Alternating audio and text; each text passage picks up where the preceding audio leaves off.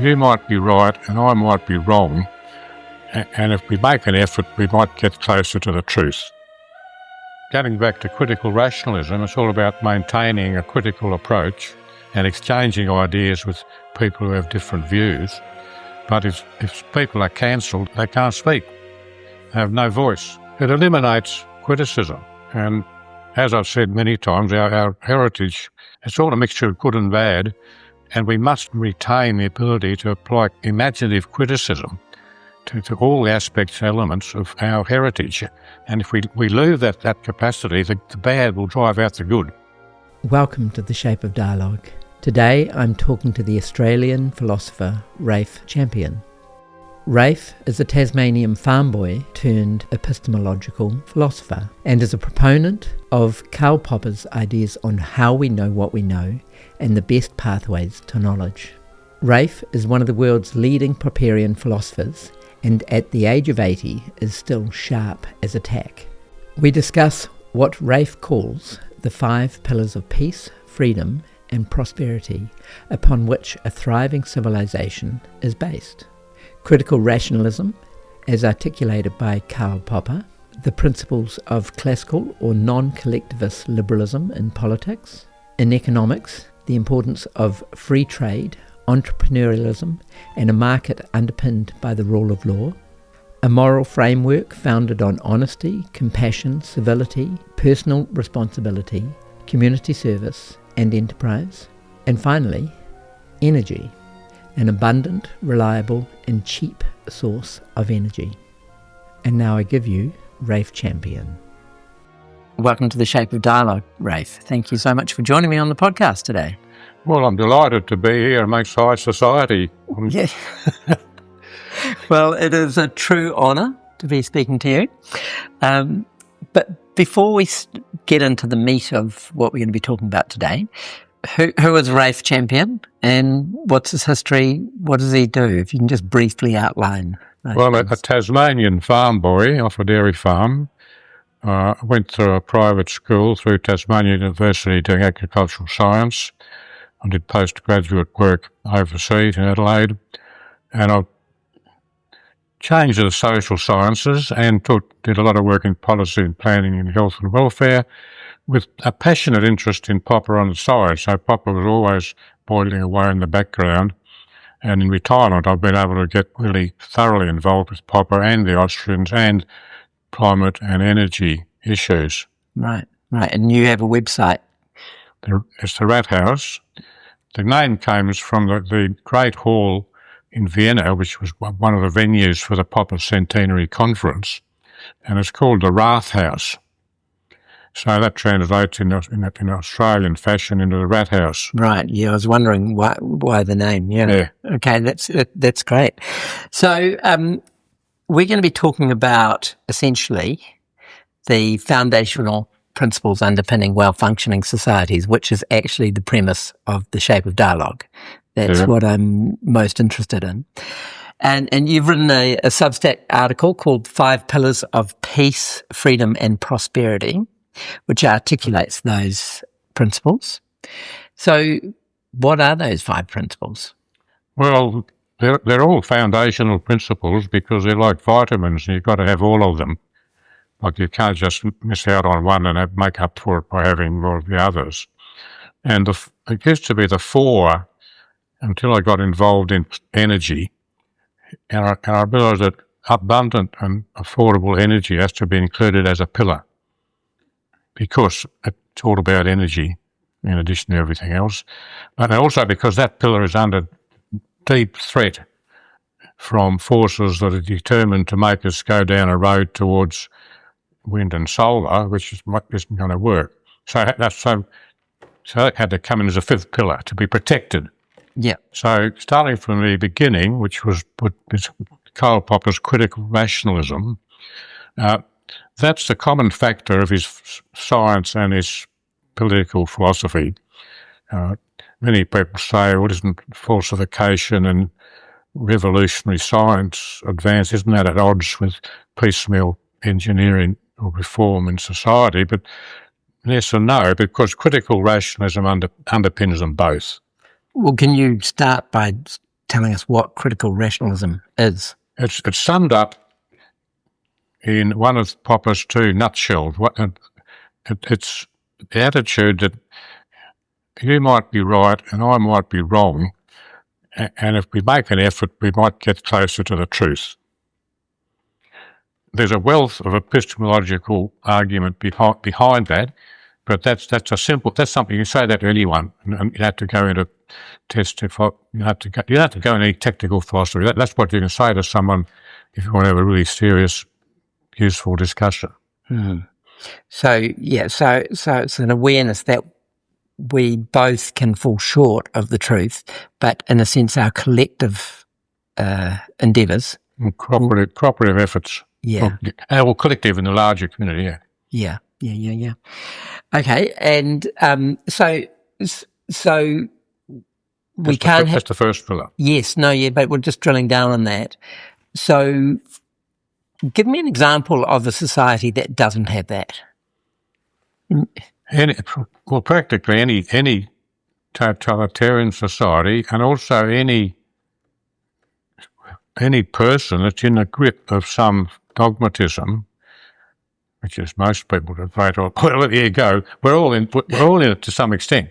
So we all have to admit to human frailty and falling short of the best. But typically, totalitarian societies and fanatical people are the ones who most clearly exhibit the lack of critical rationalism. Yeah. So a country like Iran wouldn't be steeped in critical rationalism. No, and of course it's also about, you get to religions and faiths. Christianity at its best will make allowance for other people's frailties and follies. Some other religions are quite unforgiving. Islam. Yeah, that's the one that springs to mind. Yeah. You don't want to go against Islam. Yeah. Okay, and what's the state of our critical rationalism in the West? Abysmal. Particularly in the universities where you most expect to find it. Well, isn't that the point of a university? Shouldn't that be the fundamental point of a university, to be rational and critical? Absolutely. I read Newman on the function of a university or something as an undergraduate, and I read Barzone on the House of Intellect, which is about what universities are about. And today I just wondered how far you have to go back to find the point where our places like the academies of science and the unis stopped adhering to those principles. It's probably 50 years ago that they got off the track. They were taken over by and large, content-free managers with ideological agendas. You're almost saying that your cohort back in your university in the 70s? 60s was one of the last cohorts for universities to be functioning. I'd say, yeah. In a rational fashion. If you talk to younger people who even went there in the 70s, and they'd lost sight of what a university could be like 10 years earlier. What are you basing that on? I mean, are you involved in the universities? Oh, well, I was there. I was at Hobart, Tasuni through the early 60s, Adelaide University in the later 60s, and the University of New South Wales in the early 70s. So I got the full, pretty well, a 10-year, more or less continuous exposure to, and so the change was going on under my feet. Right. So when did you leave the universities?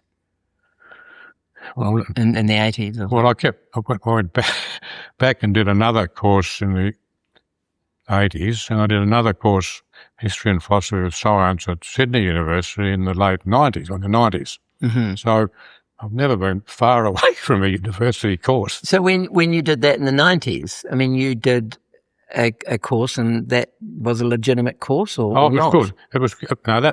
So it's not the whole universities. No, there's not. It's like the curate's egg. It's good and bad in patches.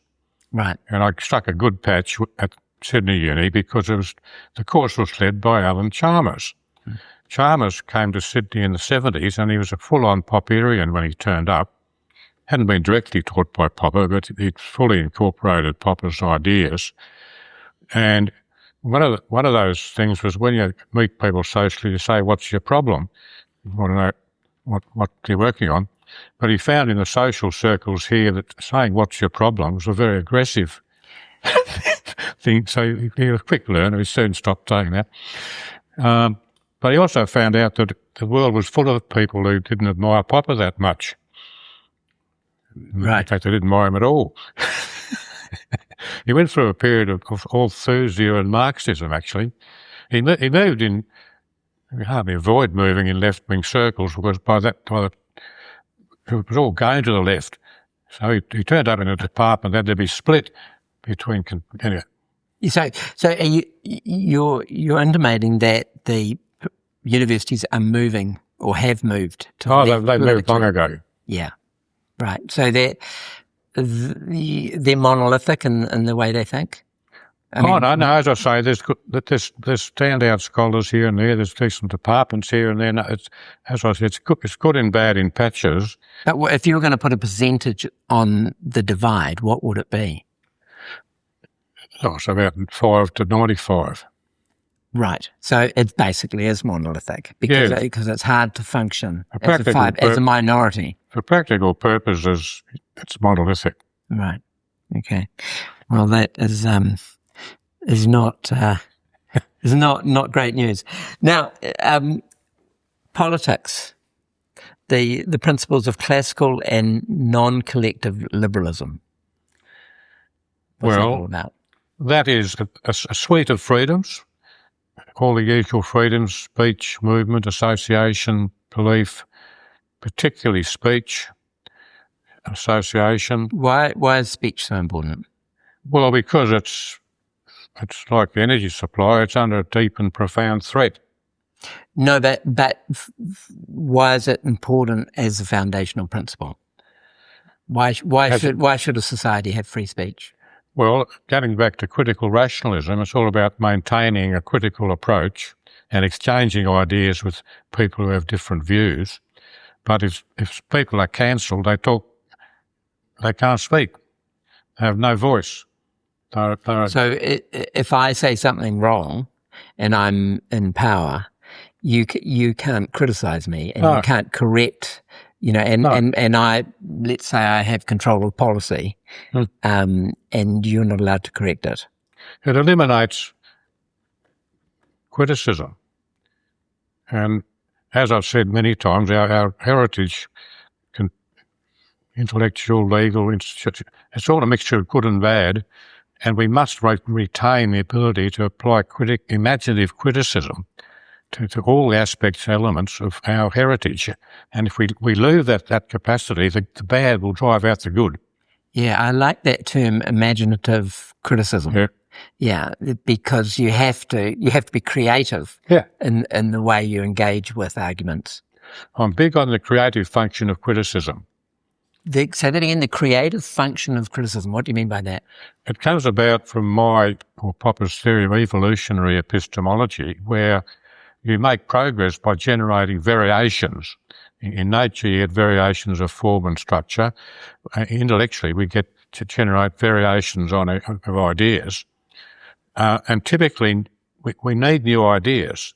And one way of getting new ideas is to effectively criticise an old idea. So you create a problem.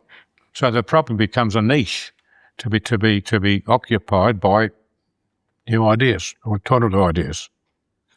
Yeah. I like that concept of, like, worst case scenario, you just take an existing idea and criticize it. Yeah. And that is a creative process. Absolutely. Yeah. And it's overlooked by people who think criticism is dull and boring, and people who are critics are like school teachers who can't actually do anything, Right. It's a conceit of the so-called creative people. Right. Yes. So, I mean, this is from your article, and under the principles of classical and non-collective liberalism, set of freedoms including freedom of speech, assembly, movement, religious belief, and etc. Equal opportunity under the law. So that's fundamental. Yes. Why is that fundamental? Well, we don't want any groups to be marginalised. Everybody has to have a go. Black, white and brindle, you know. Yeah. Due process, protection of property rights. Yeah. I mean, as soon as you lose the right to your own property, what's left? So you don't think, say, in an extreme Marxist situation where the government has rights over your property and can take it? It doesn't have to be extreme. We've got in Australia where farmers' land rights have been eroded left and right on so-called environmental grounds. Right. Scandalously. So one side is instrumentalising environmental philosophy to actually remove property rights from farmers. 100%. Yeah. Okay. Laws apply to individuals, not groups. Yes. Like, if some race or class got a bad deal sometime, the descendants of those groups have no particular rights. I mean, they get the same rights as everybody else. It's like no reparations. Yeah. And the other thing is, if someone is bad or good in a group, well, that's them. You don't attempt to create a whole group. You just abandon group think, or race thinking, as Bazoun called it. Say it again, race thinking. Yeah, Bazoun coined the term of race thinking, which was a way of stigmatising some groups and elevating others, like the chosen people. So you think of the Aryan race as a chosen people, and you think of, say, the Jewish race as vermin, and that way all the Germans have got to be good and all the others have got to be bad. What happened in China during the Cultural Revolution, reds and blacks. So if you're black, you're a vermin. If you're red, you're okay. And that gave no room for move for the blacks. However good, virtuous and industrious or helpful they were blacks. Would you say the similar thing is going on? I'm not saying it's to the same extreme, but indigenous cultures around the world are considered sacred. And non-indigenous, particularly the European descendants of colonialists, are considered bad. Well, it's a replication of the cultural war in China, and it's just different groups, but it's absolutely the same process. Yeah. Same process. Yeah.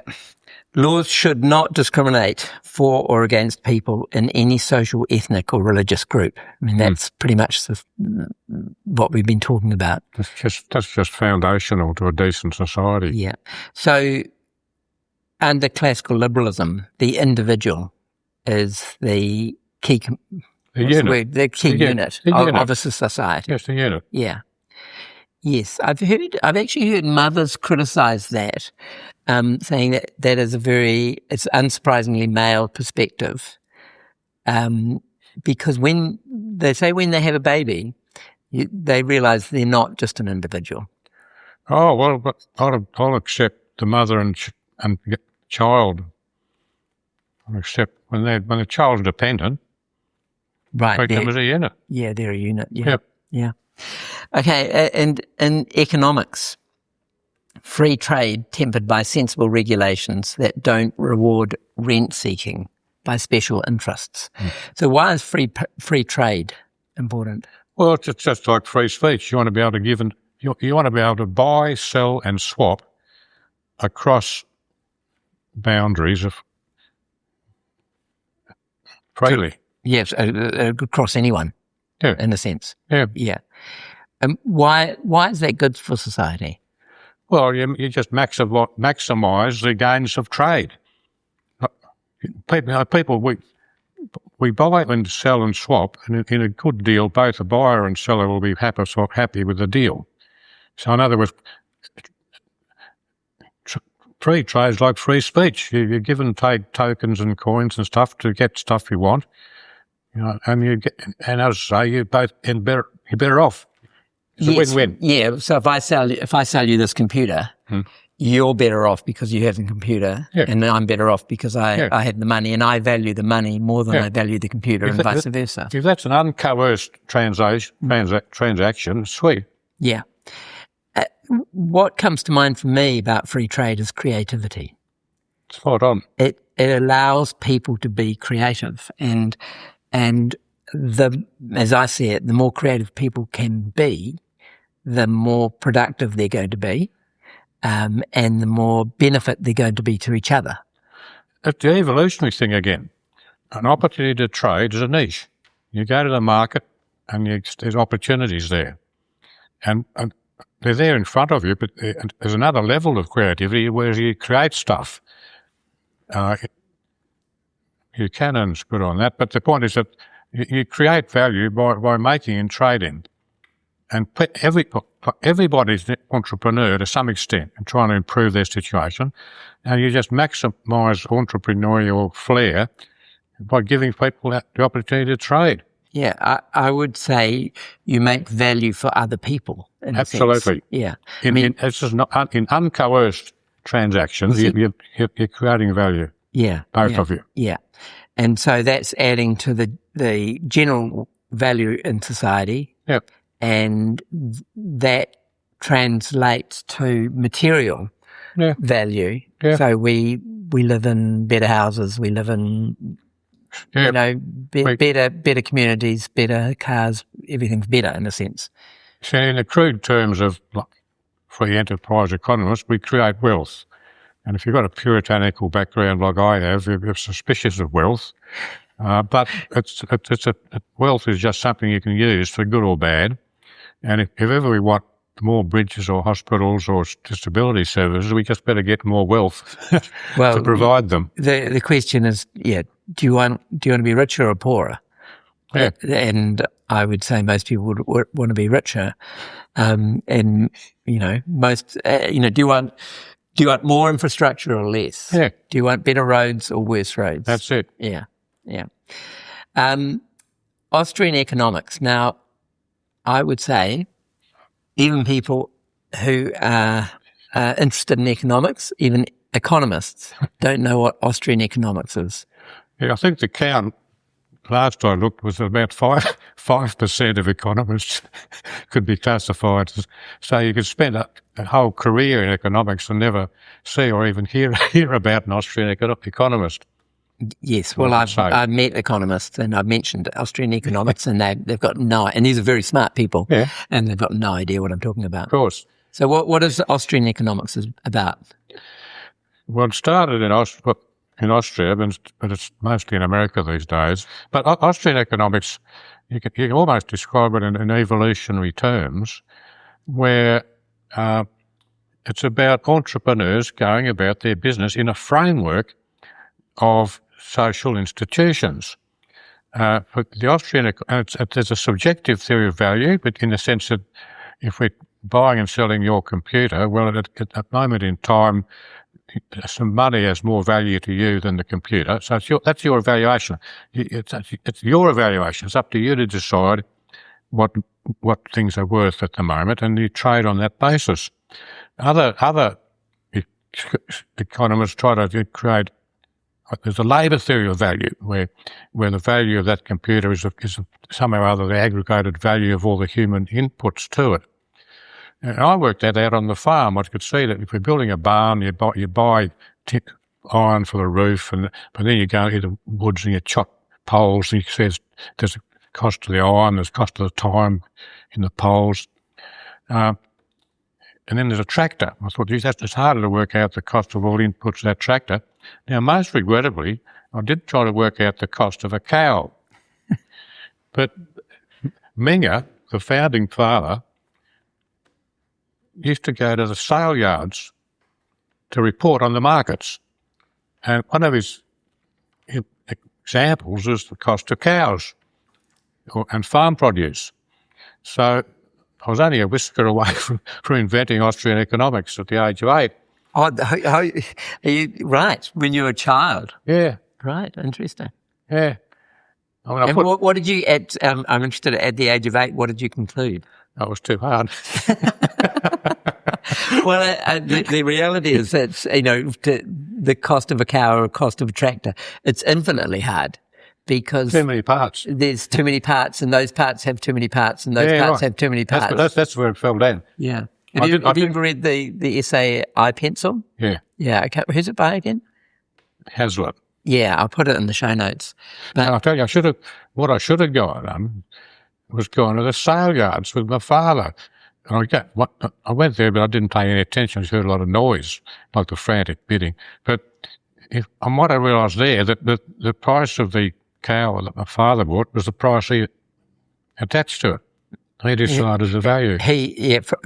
Subjectively. Subjectively. Yeah. Yeah. So there was he wasn't doing any specific calculations in his head, or if he was, they were in a sense subjective. Well, they were located in what he wanted to do with the cow. Like, did he want to breed or did he want to fatten it? So it would have been decided on the basis of the context. This is another thing. These things are context dependent. Yeah, expand on that. The price of water depends whether you're dying of thirst or not. Or in a dying of thirst. Yeah. So water has a different, similarly diamonds normally have a lot of value, but if you're dying of thirst, you don't have the water than the diamonds. Yes, you would pay $1 million for the water. This thing about context dependency is very important, because as a student, I thought of the idea of human behaviour as a series of context-dependent rituals. Yeah, I like that. Look at the cricketer. Context-dependent rituals. Yeah, carry on. The batsman comes out in cricket, and they just, they have a ritual. Yeah. The bowler has a ritual. The umpire has a ritual. Everybody has rituals. Yeah, and I mean we're participating in a ritual now. Yeah. In a sense. Exchange. And that, I mean, another word could just be an activity in a sense. Yeah. But it has its own contextual rules. Right. And this gets us back to the Austrian economists, that your trading goes on in a framework of traditions and institutions, including the law. And the Austrians were the first to really get onto that institutional. Adam Smith was probably there, but they got more serious about it. Whereas after the Second World War, economists went mad on mathematics. And the Austrians, and here you go, the Austrians were right up there in the 20s and 30s. But when you say right up there, they were sort of in government policy. They thought they were part of the orthodoxy. They were considered the orthodoxy. Well, they're part of classical economics, and it's overlapped. So some people would call them classical stroke economic Austrians. But the Keynesian revolution and the rise of mathematics and analysing aggregates. So we're back to aggregates. So collectivism came in through Keynes. Right. So essentially an aggregate is a collectivist mindset. Yeah. Right. Indeed. And so the Austrians were just disappeared almost overnight as a force in modern economics, particularly when the universities blew up like mushrooms after World War II, and that was all mathematical economics at that time. What do you think of this theory? Keynesianism, it has a synergy with government. Yeah. It's in government's interest to have Keynesian economics. Well, and vice versa. It's in economists who follow the Keynesian principles to have an interest in government. Perfect milieu for them. It's a synergistic relationship, I suppose. Mm. Yeah. Mm. Yeah, symbiotic. Symbiotic, yeah. That's the word. Yeah. Well, I could go on all day about Austrian economics. I suppose the one thing we haven't mentioned is Austrian economics is based on axioms. Yeah, that's difficult territory. Yeah. That's great. But rather than sort of, in a way, Keynesian economics tries to predict the future in a sense. Yeah. They get all the numbers, they crunch numbers, and they will say, X, Y, Z is going to happen, which is happening all the time. We hear what the expected inflation rate will be, and as far as I'm aware, the it's very rarely that they're actually correct. Yeah. Okay, well, again, we could do a whole podcast on that, so we should move on. Entrepreneurial initiatives in driving economic progress. That gets back to the creative function of individuals in a sense that it's sort of it's all interconnected, isn't it? Yeah. Because you start with the individual, you allow them freedom. Humans are naturally creative, to different extents. Yeah. Right? But even at a very basic level, most people are creative in some way. And then you allow that creativity to flourish by creating value, which then adds more opportunity to other individuals. Yeah. So it's a virtuous cycle. As long as there's no coercion in there. Yes. Well, we should talk about coercion in a sense because you do talk about free trade tempered by sensible regulations. I mean, a regulation is, in a sense, a coercive act. So what do you mean by sensible regulation? Well, I mean, using the traffic laws as a paradigm, you want to basically drive on one side of the road. Like there's any number, the traffic laws are designed to get people around quickly and safely, and they're good to the extent that they enable safety and efficient movement. Similarly, in economic activities, good regulations will facilitate trade and exchange, whereas bad regulations will make it very difficult. Give me an example of a good regulation and a bad regulation, if you can. I'm not strong enough in economics to come up with that, so I revert to the traffic movement analogy. Yeah. But if you're more involved in economics, you'd very quickly identify things like tariffs. The tariff would be a bad one. And I might have bought a few on tariffs, but given that the Chinese have made such a meal out of free trade by cheating, let's not go down that track. Yeah. There are things like licensing arrangements where local councils notoriously impose the most absurd licensing restrictions. Like you have cases of school kids that want to set up a lemonade stall at the street and the council closes it down. Does that actually happen? It's happened. Seriously? No, of course, that type of thing goes on all the time with councils. Well, when you last see a lemonade stall on the street? One of my experiences was when the Christchurch earthquake happened. I got some of my students and we went down onto the main road in the city to busk and earn some money and give it to the fund. We had to get a license to do that. Of course. But then people can just sleep in the streets, Yeah. So yeah. So and you don't want to reward rent seeking.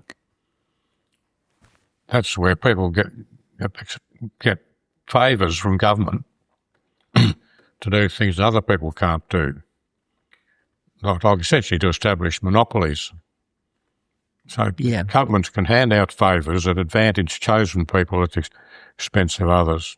Yes, so going back to the licences, essentially there were times when governments gave out licences to do this activity or that activity. Yeah. And in a sense, if you think about the contrast of what we're doing here and say 50 years ago, we're radio and TV, you had to have a license to do what we're doing. Yeah. So yes, so that's restrictive because it only allows a certain clique to do that one activity. And so you may have someone skilled in that activity, but they're not allowed to do it because they don't have the right connection to the right funds or to get those licenses. There's another type of license where you just think is okay, like a fishing license, where if the proceeds are used usefully to, in a sense, maintain the waterways or do something that actually helps the fishermen, as opposed to just raising money for the government. Right. Yes. So if it goes back into the industry rather than being diverted to other uses. Yes. Yeah.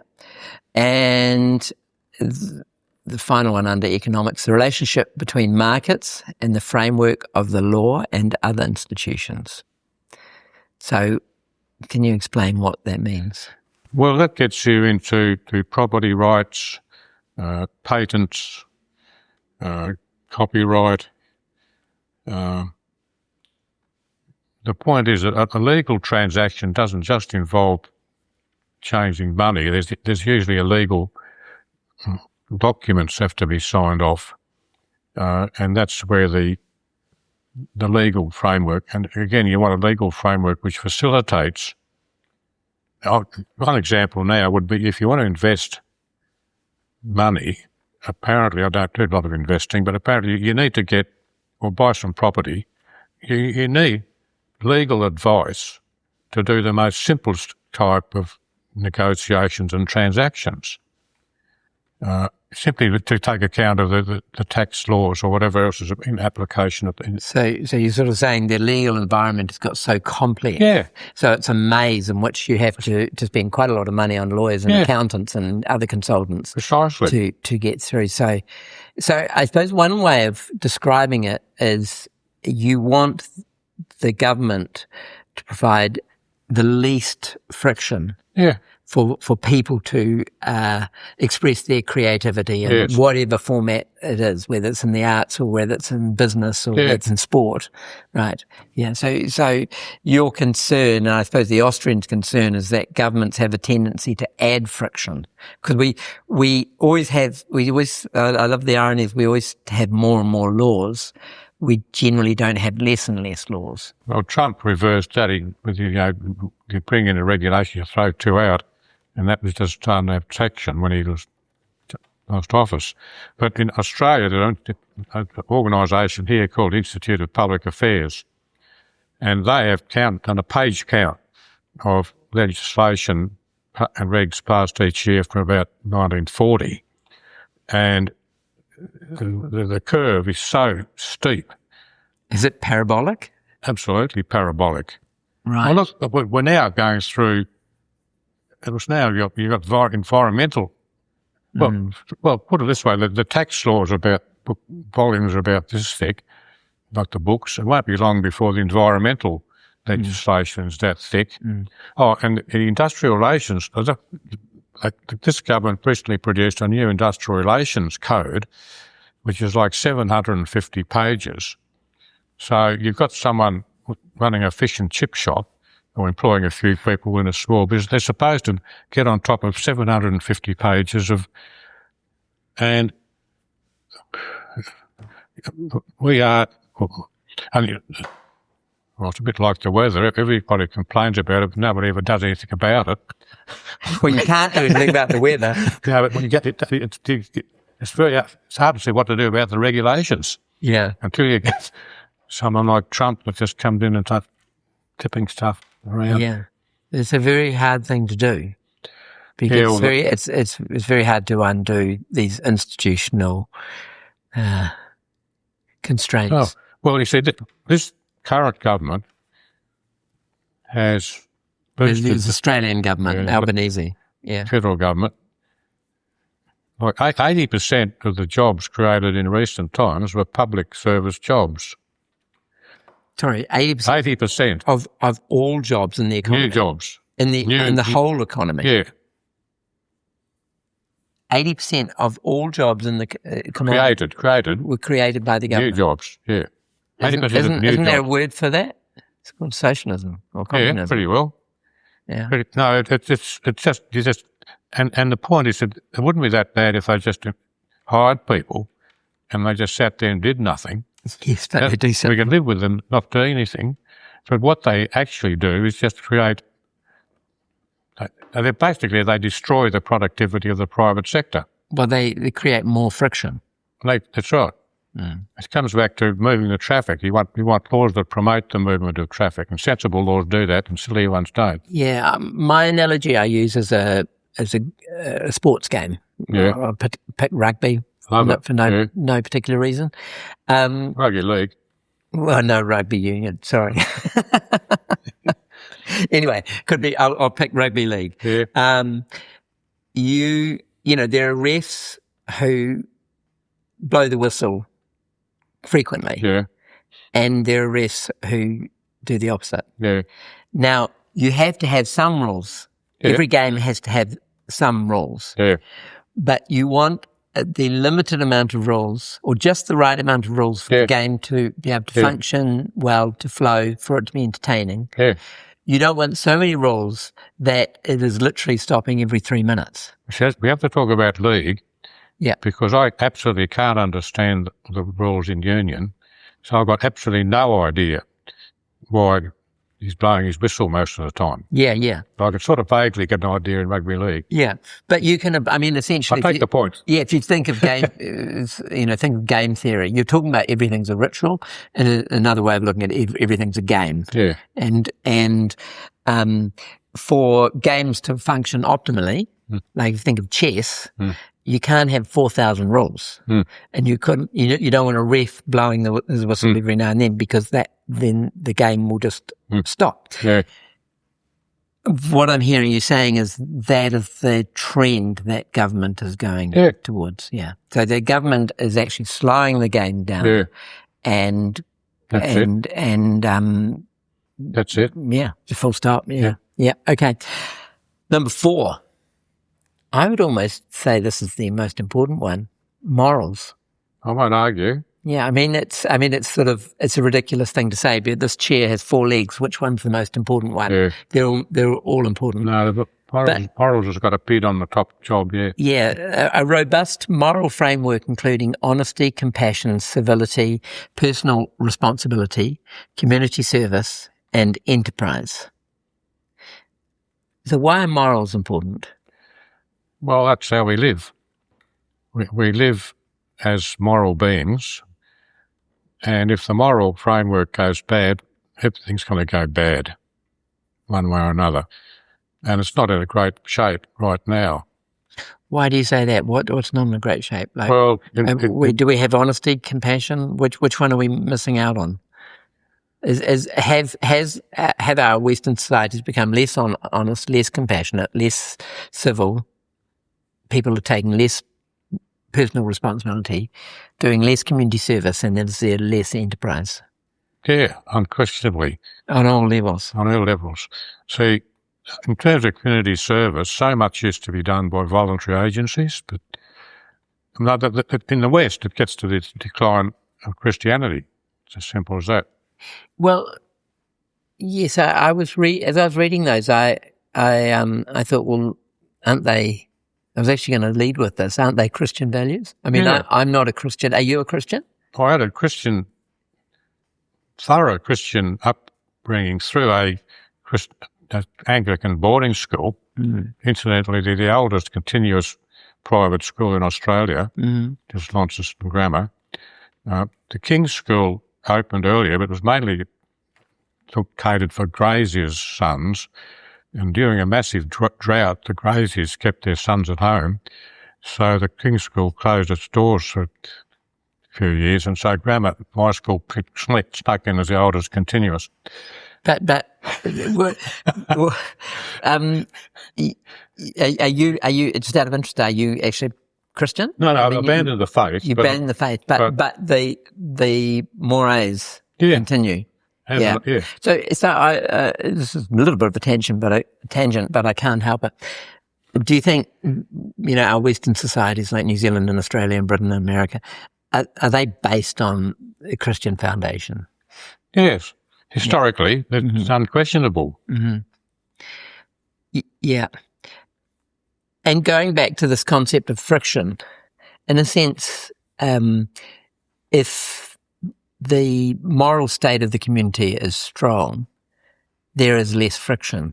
Yes. Because when I meet you, it's the first time I've met you, I can trust you. I know that you're not going to do me any harm, or you're not going to steal one of my iPhones or anything like Well, you that. don't know that. We will see. Yeah. But that makes this interaction freer, Yes. easier, Yeah. and less friction. Where if I'm walking down a dark alley, and there's some people there who obviously I'm concerned about, it'll make it more difficult. Right. So it has a lubricant function for society. Right, yeah, a small thing. I never walk along behind people close at night, because I don't like having people walking close. You're afraid to look. Yeah. Or to be rude to look. So if I'm in that situation, I'll either slow down and let them get my lead, or across the road. Okay, you're 80. So over your lifetime, how have you seen morals change? Assuming that you think they have, and you've sort of intimated that they have.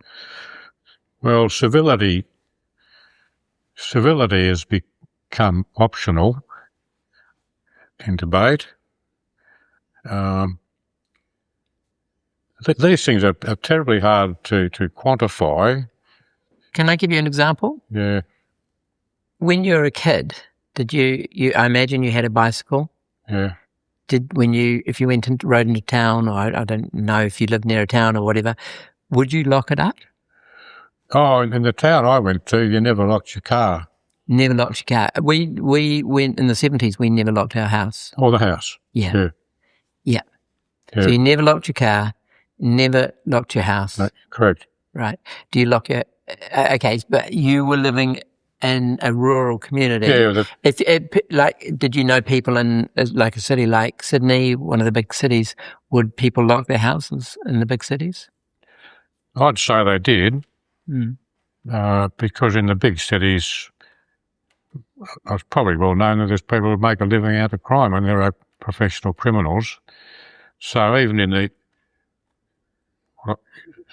what you might call the more moral 1950s, you'd still have to be on the lookout. Right, right. I mean, one thing I heard that in the bombings in London, the Blitz, that's the word I'm looking for, there was a lot of looting. Oh. So like it's easy to think that people have become less honest, but maybe when there's an opportunity, they will still take it. That's why I say it's so hard to quantify. Like if you lose if I've left, I think I might have lost my wallet once, and it just got handed into the police. You have to be lucky for that to happen. No, yeah. Well, it depends who picks it up. I picked up a wallet once and found the owner. Yeah.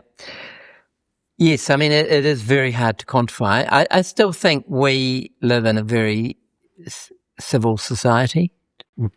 It's still pretty good. It's pretty good. Yes. Could be a lot worse. Oh, well, but worse in Melbourne, actually. Yeah. So there's a case. Things have gone really bad in Melbourne. Yeah. Let's move on to energy. So abundant, reliable, and cheap energy. Now, what I say is energy is the foundation of civilization. Without energy, we're living in mud huts, basically. Well, it's a bit like morals, isn't it?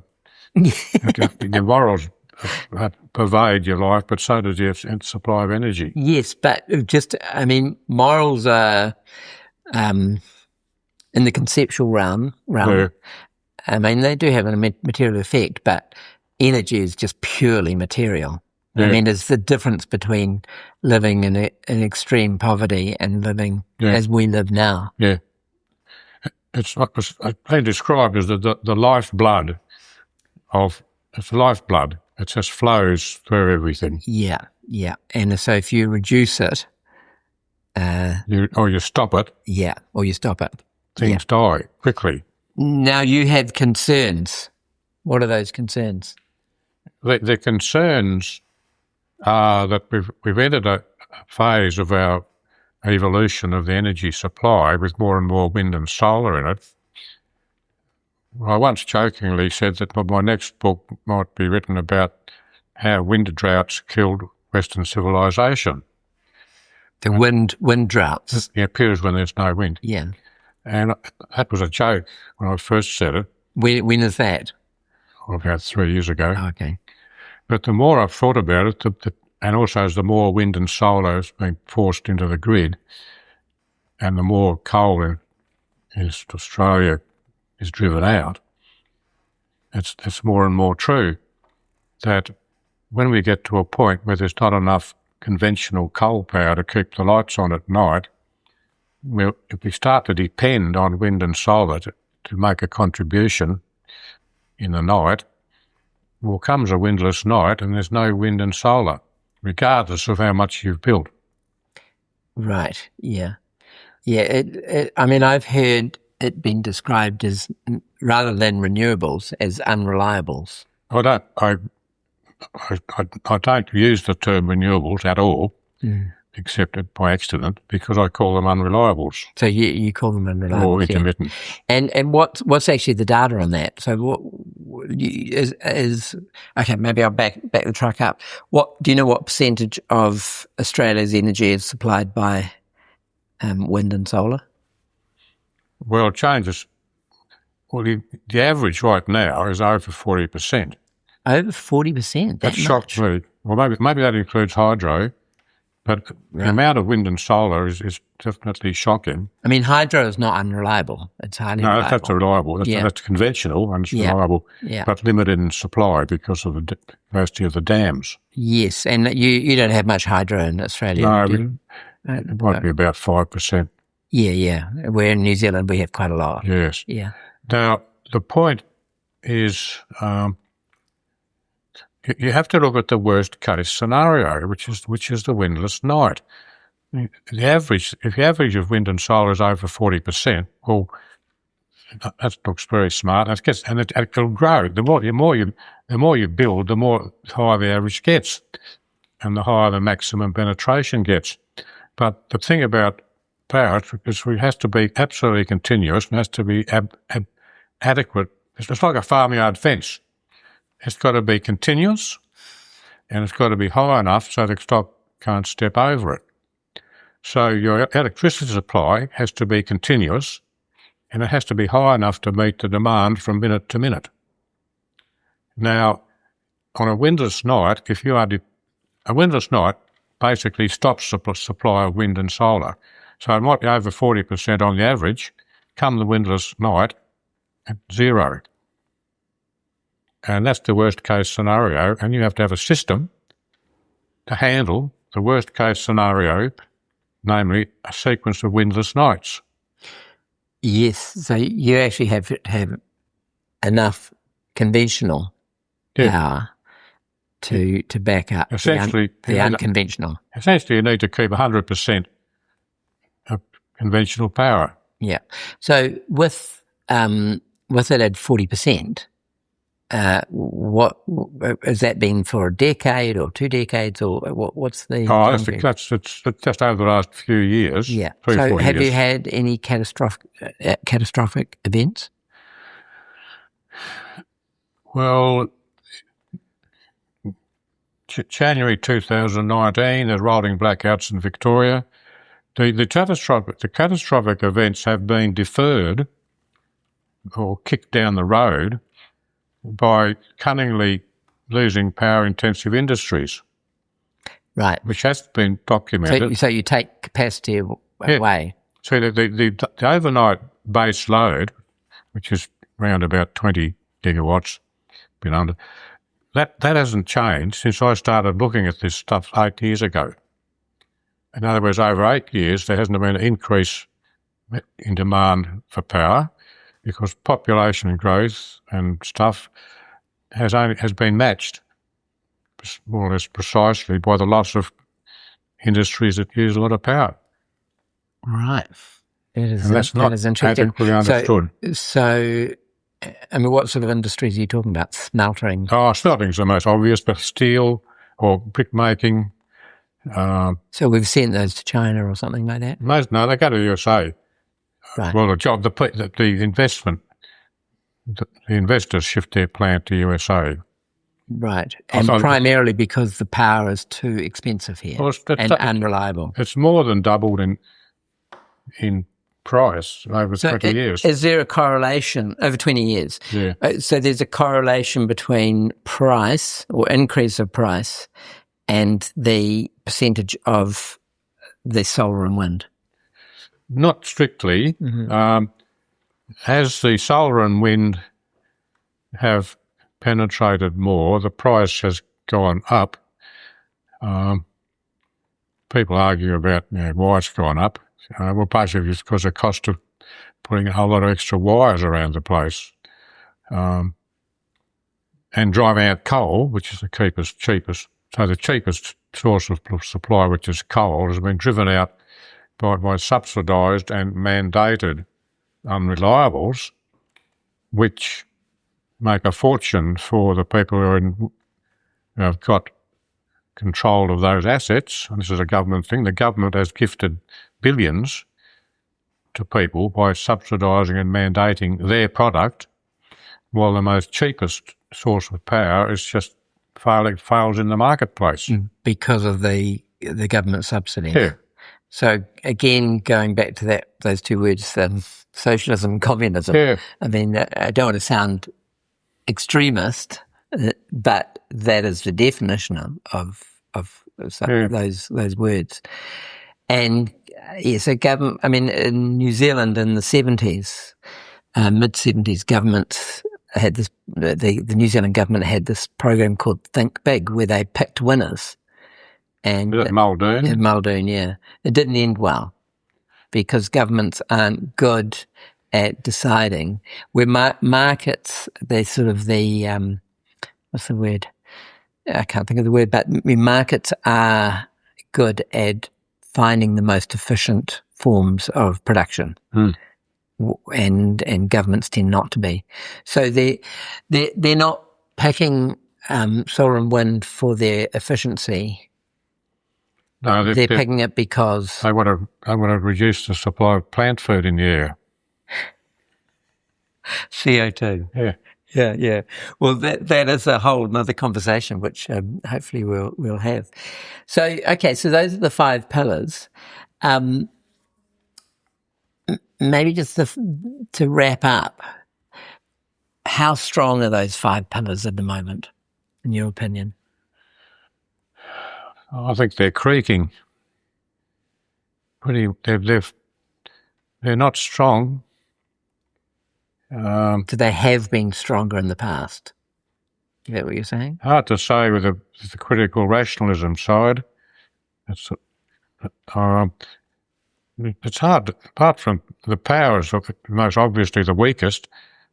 I think the moral framework is just hard to get at.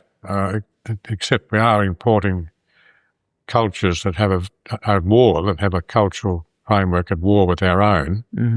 And that's obviously going to get worse as time goes by and there's something done about it. The regulation, the economic system, over-regulation is burgeoning. We're looking at, and on the political side, restrictions on freedom. Freedom of speech is deeply under threat. Give me some examples. Well, in Australia. Well, the most obvious example is this commissioner person who has instituted limited, but actually no access to social media for people 16 and under, which is just the thin end of a wedge of more restrictions on everybody. Right. So they've actually instantiated. Starts in 10 days. Right. So if you're under 16, you can't go on social media. Correct. Right. Well, I guess as someone said, the kids will find a way around. But it's a mentality, and that's our liberal, inverted commas, Prime Minister endorsed that. So what's alarming, it's bipartisan. So the Liberals are the Conservatives, aren't they? Yeah. It's sort of confusing. Yeah. So it's bipartisan. You can't trust either of them. Right. Right. So you've got grandchildren? One. It's a pretty poor effort to have 4 boys. Are you hopeful for your grandchild? Yeah. But he's got smart parents, so he'll be right up. Sorry, I think the environment in which the culture, the... No, he'll do. I'm not confident. No, not at all. Right. I'm confident he'll do well because of the backing he'll have. But in terms of the milieu he's going to live in, I don't like it. The prospects. Yeah. So there'll be more and more friction for him. There'll be more and more constraints. Yeah. Less and less freedom. Yeah. And he won't be able to. It'll be more difficult for him to maximise his potential. Yeah. And live a flourishing life. Yeah. Yeah. Well, depressingly, I always like to finish on something optimistic. But have you got any optimistic? Yes. I'll tell you what. The good guys have been fighting this battle forever, but the last 30 or 40 years, it's like you want to put your best team on the paddock to win a premiership. We've been playing without Karl Popper and Jacques Barzoon and the Austrian economists on the field that haven't been selected. But my mission is to get them back on the field. Right. And then we can win. So I think my grandsons are going to be okay because I'm going to get our best team back on the field. Okay, well, that's a positive way to finish. Thank you so much for joining me. And when I did my podcast in Oxford with David Deutsch, which was a great honour, I said, who else would you recommend I talk to? And he said, Rafe Champion. So, yeah, it's a great honour to speak to you. Yeah. Thank you. Thank you. To help The Shape of Dialogue grow, please subscribe, like and comment and share it to all and sundry. Many thanks.